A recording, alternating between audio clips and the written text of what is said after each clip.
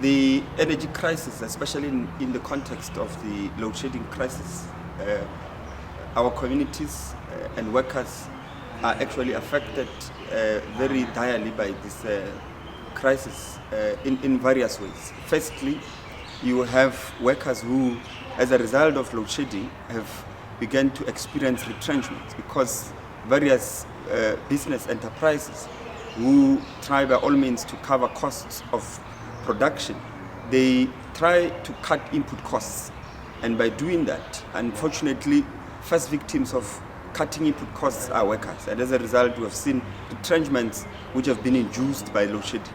But we also have seen price spikes as a result of these businesses, especially retailers, who by all means try to absorb the increased costs as a result of load shedding, having to buy extra fuel and generators to be able to do business during the power cuts. So as a result, what has happened is that these businesses have absorbed these input costs into pricing, and as a result you have inflation that is induced by this load shedding.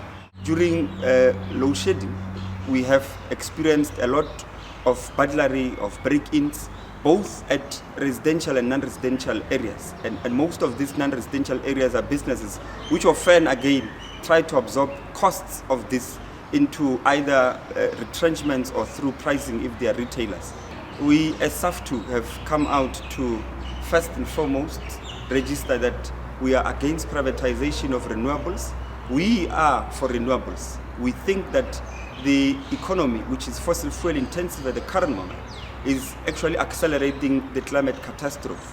So you indeed need renewables to be introduced with lightning speed. But we do not think that the privatization of private sector is best suited to be the one championing that transition. We think that government has to be the one that champions this. And in the context of South Africa, we want that investment in renewables to be championed through Eskom. There is actually a potential to create more jobs than we have at the current moment. IADC has published a research into what they call climate jobs or green jobs, and they are estimating about 10 million of these jobs which will be created.